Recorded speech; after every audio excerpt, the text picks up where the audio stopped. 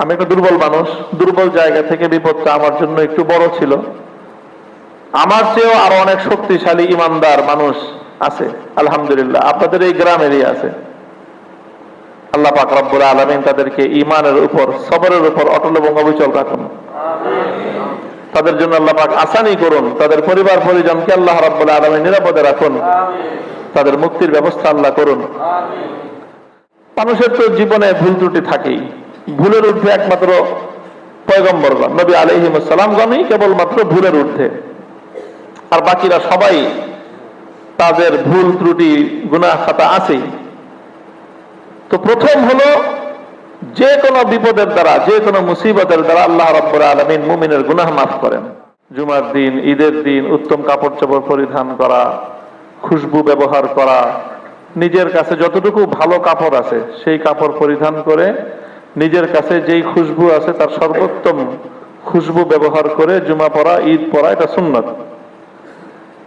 এটা আমরা আদায় করি আলহামদুলিল্লাহ, কিন্তু আমরা কি তখন অনুভব করি যে নিপীড়িত নির্যাতিত জনপদগুলোতে, ফিলিস্তিনের গাজ্জা উপত্যকায় আমার ভাই আপনার ভাইয়েরা, তারা, আমাদের মায়েরা তাদের সন্তানের জানাজাটাও নিরাপদে পড়তে পারে না, পারে না। বাবা তার সন্তানের লাশ নিয়ে নিরাপদে কবরস্থানে যাবে, সেই সুযোগ নাই। কবরস্থানে নিজের সন্তানের, নিজের বাবার, নিজের মায়ের, নিজের স্বামীর, নিজের স্ত্রীর কলিজার টুকরা সন্তানের দাফনকৃত সেই কবরে গিয়ে নিরাপদে নির্বিঘ্নে একটু সূরা ফাতিহা তেলাওয়াত করবে, সেই সুযোগটাও তাদের নাই। এই হলো মানবতার এই পৃথিবী, মানবাধিকারের এই পৃথিবী। আল্লাহ রাব্বুল আলামিন সেই নিপীড়িত নির্যাতিত জনপদগুলোকে আল্লাহ রাব্বুল আলামিন নিরাপত্তা দান করেন। আমাদের জনপদগুলো, নিপীড়িত জনপদগুলোতে মুসলমানেরা তখনই নিরাপদে আল্লাহকে ডাকতে পারবে, আল্লাহর নাম উচ্চারণ করতে পারবে, ইবাদত করতে পারবে, যখন সারা পৃথিবীর মুসলমানরা তারা মনে করবে আল্লাহ রাসূল সাল্লাল্লাহু আলাইহি ওয়াসাল্লামের সেই হাদিসকে নিজেদের মন দিয়ে অনুভব করতে পারবে।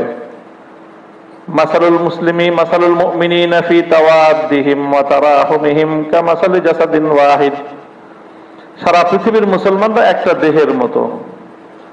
ফিলিস্তিনের মুসলমান, অন্যান্য নিপীড়িত জনপদগুলোর মুসলমান, তারা আমাদেরই ভাই, আমাদেরই বোন। তো যাই হোক, আল্লাহ রাব্বুল আলামিন আমাদেরকে নিরাপদে রেখেছেন। আমাদের এই অনুভূতি থাকা দরকার। এই অনুভূতিটা যদি থাকে তাহলে একটা আল্লাহর শুকরিয়া আদায় করতে পারবো। সাথে সাথে সেই সকল নিপীড়িত জনপদগুলো কিভাবে মুক্ত এবং স্বাধীন হতে পারে, সেখানকার আমাদের ভাইয়েরা কিভাবে আমাদের মতো নিরাপদে বসবাস করতে পারে, তার জন্য আমরা আমাদের করণীয়টাও নির্ধারণ করতে পারবো। 2001 সালে যখন শাইখুল হাদিস আল্লামা আজিজুল হক রহমতুল্লাহ আলাইহি তিনি কারাবন্দী, মাহফুজুল হক সাহেব হুজুর মাদ্রাসা প্রিন্সিপাল, উনি ফেরারি, মানে শাইখুল হাদিসও কারাগারে বন্দী, অন্যান্য বড়দের সহ, মুফতি আমিনী রহমতুল্লাহ আলাইহি, মুফতি ইজহার সাহেব সহ অন্যান্য আমাদের মুরব্বীরা প্রায় সবাই তখন কারাবন্দী। আমাদের মাদ্রাসার প্রিন্সিপাল মাহফুজুল হক সাহেব, উনিও দীর্ঘদিন ধরে ফেরারি থাকতে হয়েছে, আসতে পারেন নাই। বাসা বাড়িতে আমরা কেউ জানতাম না উনি কোথায় আছেন। ঢাকার শহরে মাদ্রাসা পরিচালনা করার মতো আমাদের কোনো অবকাশ ছিল না, এই গোটা ঢাকার শহরে কোথাও না। শেষ পর্যন্ত আমরা ঢাকার শহর ছেড়ে নদীর ওই পারে কেরানীগঞ্জে এই ওয়াশপুরে গিয়ে মাদ্রাসার কিছু কাজ শুরু করলাম। ওখানেও ব্যাপক এক ঝামেলা শুরু হলো, উৎপাত শুরু হলো। তখনও শাইখুল হাদিস রহমতুল্লাহ আলাইহির অবর্তমানে তার মাদ্রাসা, তখন জামিয়া রাহমানিয়া আরাবিয়া হাকিকিয়া নামে মাদ্রাসা পরিচালিত হয়। ওই মাদ্রাসার দুর্দিনেও গোটা অঞ্চলের দুষ্কৃতিকারীদের বিপক্ষে যারা সিনা টান করে দাঁড়ায় গিয়েছিল, তারা এই বছিলাবাসী। যে হক এবং বাতিল যেখানে সংঘাতে জড়াবে, ব্যক্তিগত সংঘাত নয়। যখনই সংঘাতটা হবে আদর্শের সংঘাত, তখন সেখানে নিজেদের ব্যক্তিগত নিরাপত্তার কথা চিন্তা করা যাবে না। তখন সেখানে যে কোনো মূল্যে হকের পক্ষে থাকতে হবে, হককে সহায়তা দিতে হবে, নিজের সাধ্যের আলোকে ন্যায়ের ঝান্ডাকে সমুন্নত রাখতে হবে। ওয়ালাউলা দাফউল্লাহিন নাস বা'দাহুম বিবা'দিল লাফাসাদাতিল আরদু ওয়ালাকিন্নাল্লাহা যু ফাদলিন আলাল আলামিন। আল্লাহ কোরআনে পাকে স্পষ্ট বলেছেন যে সবসময় হক এবং বাতিলের একটা লড়াই থাকবে। আর আল্লাহর মেহেরবানি যে বাতিলপন্থীরা যত প্রতাপশালী হোক না কেন, আল্লাহ রাব্বুল আলামিন কখনোই বাতিলকে ফাঁকা মাঠে গোল দেওয়ার সুযোগ দিবেন না। হকের ঝান্ডাবাহী ক্ষুদ্র একটা দল হলেও বাতিলের মোকাবেলায় তারা সিনা টান করে দাঁড়াবে। লা তাযালু তাইফাতুম মিন উম্মতি মানসুরিনা আলাল হাক্কি লা ইয়াদুররুহুম মান খাযালাহুম হাত্তা ইয়াতিয়া আমরুল্লাহ। ক্ষুদ্র একটা দল হলেও তারা থাকবে কিয়ামত পর্যন্ত, এবং আল্লাহর সাহায্য তাদের সাথে থাকবে, এবং এভাবেই তারা জীবন বিপন্ন করবে, জীবন দিবে, সব ধরনের ত্যাগ এবং কোরবানি স্বীকার তারা করবে, কিন্তু তারা বাতিলের সামনে মাথা নত করবে না। প্রতিটা হক বাতিলের সংঘাতের সময় আমার অবস্থান যেন হকের পক্ষে থাকে, এই বিষয়ে সবসময় সোচ্চার এবং সচেতন থাকতে হবে। সবসময় সোচ্চার এবং সচেতন থাকতে হবে, এবং এটা মনে রাখতে হবে যে হকের পক্ষে থাকতে গেলে সবসময় নিরাপদ থাকা যাবে না। কখনো কখনো বিপদ আসবে, মুসিবত আসবে, কষ্ট আসবে। আমরা আল্লাহর কাছ থেকে এটা কখনোই কামনা করব না যে আল্লাহ আমাদেরকে কঠিন পথে রাখেন, এটা না। সাল্লাল্লাহু আল আফিয়া, আমরা সবসময় আল্লাহর কাছে দোয়া করি, দোয়া করব আল্লাহ যেন আমাদেরকে নিরাপদে রাখেন, আমাদের পরিবার পরিজনদেরকে আল্লাহ নিরাপদে রাখেন। আমরা আফিয়াত চাই, আল্লাহর কাছে দোয়া করব আল্লাহ যেন আমাদের জন্য সবকিছু সহজ করেন। দোয়া তো করব, কামনা করব, কিন্তু কখনো যদি বিপদের ঘনঘটা চলে আসে, কখনো যদি মুসিবত চলে আসে, তখন হক ছেড়ে পালাবো না, প্রয়োজনে মুসিবতকে আলিঙ্গন করে নিব, বিপদকে আলিঙ্গন করে নিব। বিপদ মুসিবত মানুষের জন্য আসে, মানুষের জীবনে বিভিন্ন কারণেই আসে। কতই না সৌভাগ্যবান ওই সকল লোকগুলো যাদের উপর বিপদ আসে আল্লাহর দ্বীনের জন্য, দ্বীনের কারণে। তো আমি একটা দুর্বল মানুষ, দুর্বল জায়গা থেকে বিপদটা আমার জন্য একটু বড় ছিল। আমার চেয়েও আরো অনেক শক্তিশালী ইমানদার মানুষ আছে আলহামদুলিল্লাহ, আপনাদের এই গ্রামেরই আছে। আল্লাহ পাক রব্বুল আলামিন তাদেরকে ঈমানের উপর, সবরের উপর অটল এবং অবিচল রাখুন। তাদের জন্য আল্লাহ পাক আসানি করুন, তাদের পরিবার পরিজনকে আল্লাহ রাব্বুল আলামিন নিরাপদে রাখুন, তাদের মুক্তির ব্যবস্থা আল্লাহ করুন। মানুষের তো জীবনে ভুল ত্রুটি থাকেই, ভুলের ঊর্ধ্বে একমাত্র পয়গম্বরগণ, নবী আলাইহিস সালামগণই কেবলমাত্র ভুলের ঊর্ধ্বে, আর বাকিরা সবাই তাদের ভুল ত্রুটি গুনাহ খাতা আছেই। তো প্রথম হলো যে কোনো বিপদের দ্বারা, যে কোনো মুসিবতের দ্বারা আল্লাহ রাব্বুল আলামিন মুমিনের গুনাহ মাফ করেন। তো এটা তার গুনাহের জন্য কাফফারা হয়, এটা তার গুনাহের জন্য কাফফারা হয়ে যায়। যে গুনাহ আছে, বিপদ দিয়ে সব ধুয়ে মুছে ক্লিন হয়ে যাবে। এক নম্বর ফায়দা বিপদের। দুই নম্বর হলো যে বিপদের দ্বারা মানুষ, আল্লাহ রাব্বুল আলামিন মানুষকে সংশোধন করেন।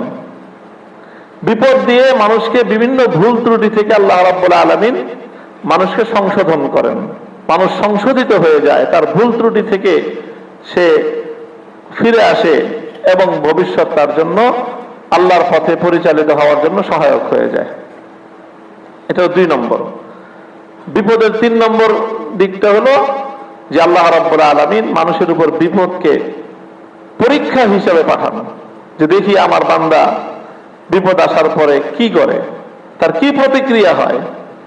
সে কি বিপদ আসার পরে আল্লাহ রাব্বুল আলামিনের উপর অভিযোগ করে, না বাস আল্লাহর ফয়সালার উপর, আল্লাহর সিদ্ধান্তের উপর সে সন্তুষ্ট থাকে। এটা আল্লাহ রাব্বুল আলামিন পরীক্ষা করেন। এটা হলো একটা কঠিন পরীক্ষা, যে বিপদে পড়ে আল্লাহ রাব্বুল আলামিন সম্পর্কে কোনো ধরনের অভিযোগ না করে বাস আল্লাহ তুমি যেটা করবা সে ব্যাপারে আমার কোনোই কথা নাই, আমার কোনো অভিযোগ নাই, আমার কষ্ট হইতেছে, আমার কষ্টের কথা শুধু তোমাকে বলি, আমার কোনো অভিযোগ নাই। এইভাবে বিপদ আসে মানুষের উপর পরীক্ষা হিসেবে। এই পরীক্ষা যখন আসে, তো এই পরীক্ষায় আসার পর মানুষ তো দুই রকম হয়ে যায়। কিছু মানুষ তারা এই বিপদে পড়ে তারা ধৈর্য ধরতে পারে না, তারা আল্লাহ রাব্বুল আলামিনের উপর নানা ধরনের অভিযোগ করে বসে, নানা রকম বিপদে আছে।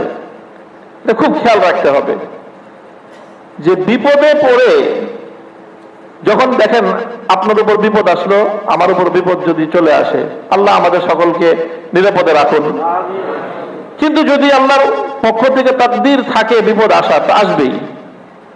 বিপদ আসার পরে যদি আমি আপনি সেই বিপদের ব্যাপারে আল্লাহর উপর অভিযোগ করি, আমার সন্তান মারা গেল, আল্লাহ হেফাজত করুন, আপনার সন্তান মারা গেল, আপনার ভাই মারা গেল, এখন এই মৃত্যু যন্ত্রণা তো লাগবেই। এখন আমরা যদি অভিযোগ করে বসি যে আল্লাহ আর কারো সন্তানটা চোখে দেখলো না, নাউজুবিল্লাহ, এরকম যদি বলে বসি, আমার সন্তানটাই আল্লাহ নিয়ে গেল, আমার এত বড় ক্ষতি হয়ে গেল, এই হয়ে গেল, সেই হয়ে গেল, বিলাপ করতে থাকি, তাহলে এতে আমার মৃত সন্তান ফিরে আসবে? বলেন তো।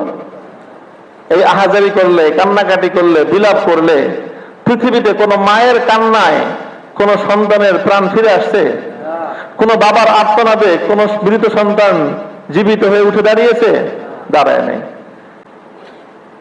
তো বিলাপ করে, অভিযোগ করে লাভ কিছুই হয় না, মস্ত বড় ক্ষতি হয়ে যায়।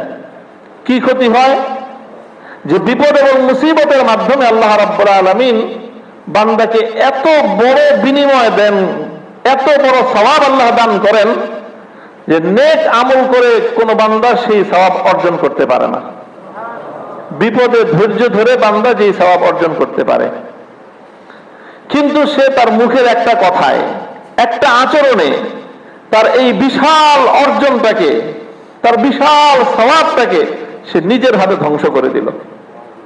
ধৈর্যের সওয়াব এত বেশি হয়ে যায় যে সারা জিন্দেগি আমল করে যেই পরিমাণ সওয়াব সে উপার্জন করেছিল, বিপদে আল্লাহর উপর আস্থা রেখে, বিশ্বাস রেখে, ধৈর্য ধরে তার চেয়ে বেশি নেকি কামাই করে সে আল্লাহ রাব্বুল আলামিনের পক্ষ থেকে নির্ধারিত জান্নাতের উঁচু মর্যাদা সে হাসিল করে নেয়।